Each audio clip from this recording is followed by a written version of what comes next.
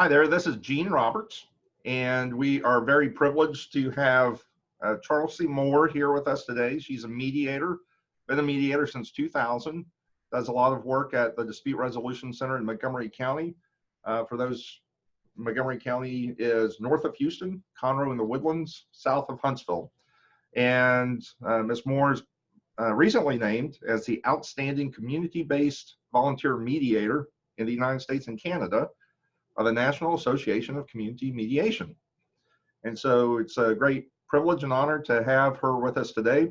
She does a lot of CPS mediations, and like many of us, she's gone on to the online mode for these mediations, so we're going to talk to her about this today. So thank you so much for being here. And if you don't mind, let's give us a bird's eye overview of CPS mediations. What typically goes on in a CPS mediation, and what's the sort of expectations and goals? Okay, thank you for having me. It's very nice to be here. CPS mediations are designed in order to give permanency for the kiddos. That's what the goal is. So if we can do it before they go to court, so much the better. And the differences in a CPS mediation and a regular mediation are, one thing, amount of people.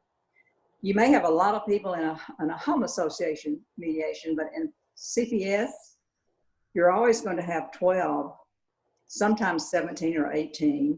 You know, you're going to have 2 CPS people and their attorney. You have 2 CASAs. You have an ad litem. You have an interpreter. One time I had a hearing impaired couple, and we had a sign language interpreter, which I've only done that once. But you can have, we often have an interpreter. We have, you can have interveners and their attorneys, and then you have mom and dad and their attorneys, and you can have as many as 4 dads and their attorneys. So you can see you have a lot of people in there. So one of the challenges with CPS mediations is getting everyone seated in a regular mediation. That's one of the little differences. One of the big differences too is, you know, you were taught in training to level the playing field. You know, make sure everybody's got an equal part here. That doesn't happen in CPS. CPS has all the power. They're in control of everything. So it's not like a regular mediation in that respect. And the hope is that they will come in with what they want to do, and they'll get some information or something will change, and then maybe they will want to do something more different. Now, if that happens to them, another big difference is that the final decision maker is not in the room. CPS, okay? So you just got, if they come up with a game plan, but if that game plan changes, then they have to go call their supervisor and make sure that they can do it that way because they've already got this plan. I had one day where we had, I think, 14 people in that mediation. Everybody agreed to do a certain thing, and they called the powers that be, and they said, no, you can't do that. 2 days later, that changed because we were going to make a policy that if your decision maker has to be there, the mediation, and that's not what they want to do. They don't want to be there. So that's another big difference, I think, in regular mediation and CPS mediations are the people that are in there. They often have some addiction problems, or they could be mentally challenged often. So it's really important in CPS to get a communication going with those people. You know, they don't trust the system. They don't trust you. They don't trust anything. So it's important to develop a rapport if you can, which is not easy to do on Zoom. But we're doing it. Those are the main things that I can think of that are different. Most of it would be like a regular mediation, except for those things, which makes it very different. So let's talk about something that you've just mentioned, please, and Okay. that's Online Mediations. A lot of us are doing things online, and you've done a lot of CPS mediations online. What are Right. some of the things that you are seeing in the online version of CPS mediations versus the in-person? You just mentioned one about Yeah. trying to build rapport with Right. folks who don't trust you. Yeah. How do you deal with that, and what are some other things that you've been seeing? What I want to do with the CPS mediations is when a parent gets there, I want them to come into the meeting by themselves, just me and them, and tell them, because which I do this in person mediations, I always go out in the hall and greet them and tell them, this is not, I know this is scary, but it's going to be okay. Don't worry about it. All that kind of stuff. And that seems to help them a lot. And so that's what I would like to do with the CPS mediations. It's amazing to me how quickly Elaine Roberts, who's the director of our DRC, got this thing going. You know, she's got 3 assistants, Amber and Diane and Savannah. Well, I tell you, we wouldn't be doing Zoom or anything else without those people. I found that out right quick. We've learned a lot of stuff about what to do and what not to do. On one occasion, we were doing a CPS mediation and a storm came in. And the staff person named Diana that was helping my mediation, her internet went out. And I can't do anything. I can't move people around. All I can do is just say hi. So when that happened, she immediately texted Savannah, who was in another area, told her the situation, and Savannah picked up, and we never missed a beat. Just smooth as clockwork. Those guys are amazing with that. They, you know, some people don't know how to Zoom at all, and they might have somebody that can't get on. And they would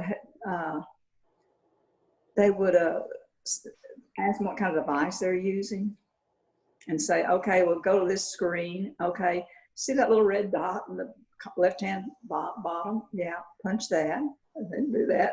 Okay, now you go up here and punch this thing and you're on. So they're very, very patient with all that kind of stuff. There's going to always be problems with technology. As we all know, things are going to happen. But you know, one of the differences is that you've got people are at home, so there's dogs barking, there's kids running through. I have a friend whose cat jumped up on the keyboard while she was typing away. It's just all that kind of stuff happens to people. I was doing one, and my next door neighbor's lawn service came in and started mowing. Phones are ringing, horns are honking, but we understand that, and you know, everybody seems to be making the best they can of it. You know, this is it's very touching to me because without these Zoom mediations, we would not be doing CPS mediations. We just couldn't, and the kids would be in limbo until they're done because the judges said, you're going to mediation. Well, so it helps a lot of kids, I think. What else has happened? Let me look here. When we first started doing mediations, one of the things that we have to do is sign an agreement saying that we're willing to mediate. That agreement also involves confidentiality, explaining that and then promising to do it. So when we first started, we didn't get those things up front. We'd be in the mediation, try to get everybody's email address, try to get everybody to sign this agreement, you know, and it was just havoc. But they soon learned to do all that ahead of time. Now we don't start a mediation until we've got that information. So that's helped a lot. But you just learn a lot of things as you go, and that was one of those things. Confidentiality is a little harder to control. We had one not too long ago, and Dad was in his living room, and it looked like he was at a table. And then behind him were like 3 people, 3 adults. And so we had to ask them to leave. Of course, when we did, Dad starts in, they start in, and the whole group is throwing in their opinion about what should happen. But finally I said, hold on, we're going downhill. Let's hold everything. And I explained to them how if this mediation doesn't work and you're in the room, you've got information you shouldn't have. It's not good for you to have. So they were good. They moved. They were fine. Then we had another little girl that had some mental challenges, and she didn't have a computer anyway to get to one. But a friend picked her up, took her to their house, got Zoom set up, got her set up, and supposedly walked out of the room. Now, with Zoom, you can't very well say, well, I want you to pan that room and make sure. So you just have to assume that everybody's out of the room. So the confidentiality is a little touchy there, but that's as good as we can do. So that's all we can do is as good as we can do. There's a lot of things going on that don't go on in a regular mediation. So there's pros and cons to both of them for me. Due to the voice delay, we have a lot of people talking over each other, but we always have that in CPS. It's not anything new for us. It's just a little worse with Zoom. And I'm working on that. I thought yesterday I didn't do when I thought there's a way to work this, and I think maybe the way would be if you have something to say, hold your hand up, and that way I think it'd be more controlled. I haven't talked to the powers that be yet, so I don't know if I can do that or not, but that's one thing I'm thinking that might work successfully. I said it yesterday, and one of them did it, so.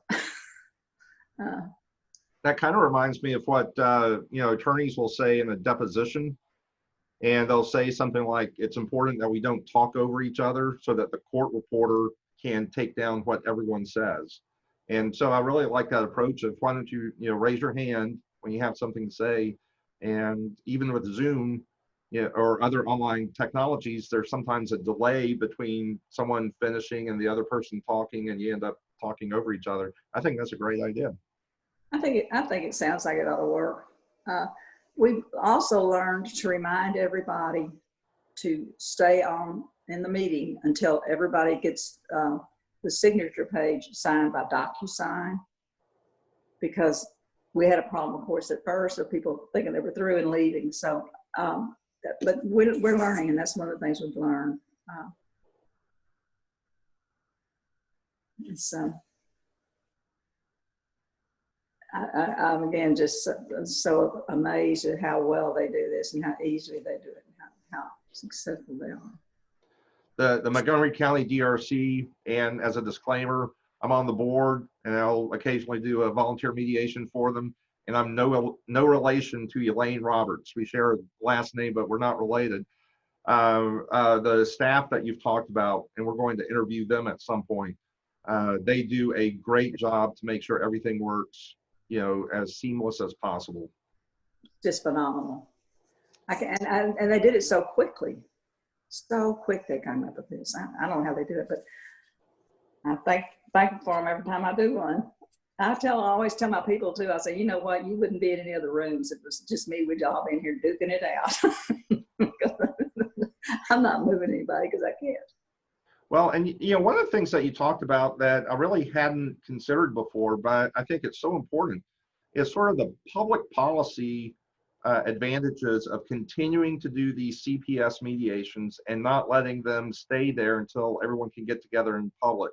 The children need it, the parents need it, the system needs it, the judicial system needs it, and having this sort of technology helps to, maybe there's still a backlog, I don't know, but it helps to prevent a huge backlog and help people either get the relief they need, or at least they know this is what the future is going to look like, and everyone can plan accordingly. Right. And that's so important to me. I just, because there's always a backlog with CPS. They always have so much backlog, but it was really going to back up if they couldn't do these mediations. So we're real thrilled that Elaine got that figured out so quick. Well, let me ask you something else. Given your experience with the online mediation and in particular with the CPS cases, what's some advice that you would give to the participants, the attorneys, even mediators who do CPS mediation online? What's some tips and advice that you would provide to those folks? Okay. One thing I think would be helpful if the attorneys would have a little mock run through with their clients, because a lot of them have never done Zoom, don't know what they're talking about. The meetings are very easy to set up. It's very easy for somebody to get into the meeting, and I think they could set it up and let them come in, you know, help them with the audio and the video and everything that they would need. And I think it would be assuring to the client, okay? Because they're the ones that know the least about it, of course. So I think that they could do that. I don't think they will, but I think they could. I think that would be helpful. I think it would be helpful for mediators in particular to make sure that they recognize when somebody needs to speak, that one of the parents is what I'm talking about. Because, you know, as you know, I know by now, the attorneys, CASA, all those who are going to talk, you don't have to worry about them. They're going to speak up when they get ready to, regardless. But these people are in a room with a lot of people that are very highly educated, and sometimes they're not so much, and sometimes they have some difficulties with society, actually. And I think you have to watch them and make sure that they get their opportunities they need, because they'll always speak up when they want to. I mean, when they have something to say, they don't always feel free to just come out with it. So I think the mediators should be really, really aware of that. I also think that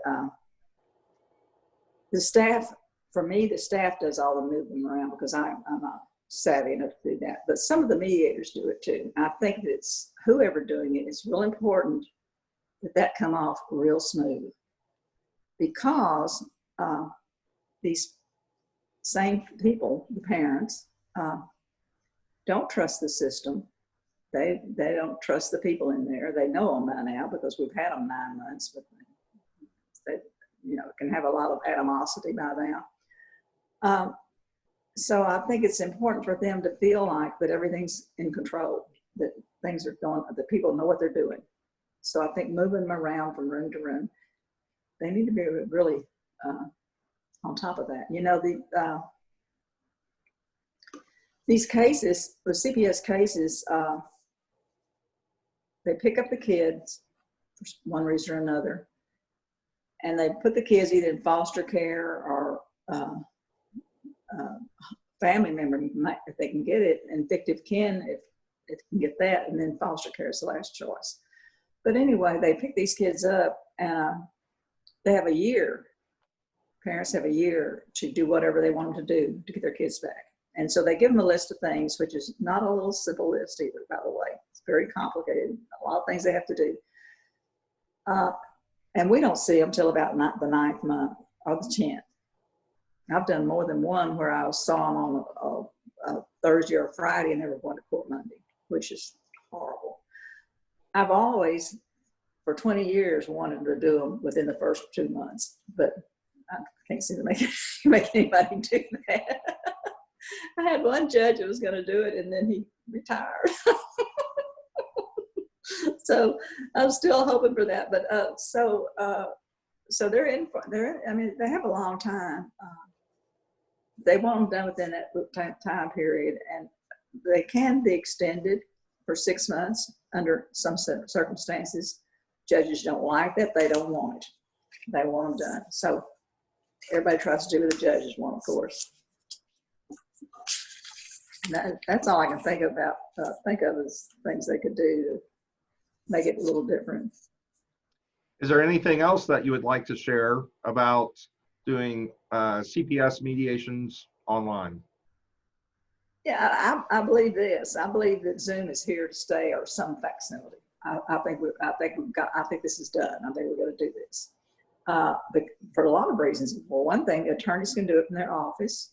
People can do it at home. They don't have to comb the back of their hair. They can wear pajama bottoms. They can put themselves, shut off their video and do it, no, not comb their hair at all. So I think it's here to stay. I see it being very helpful in business mediations, more so than personal mediations. And I think we'll always be doing some CPS mediations on Zoom. I think we'll have some that we do in person that need to be done in person, but some of them can be done on Zoom. I think it's the way of the future, and I think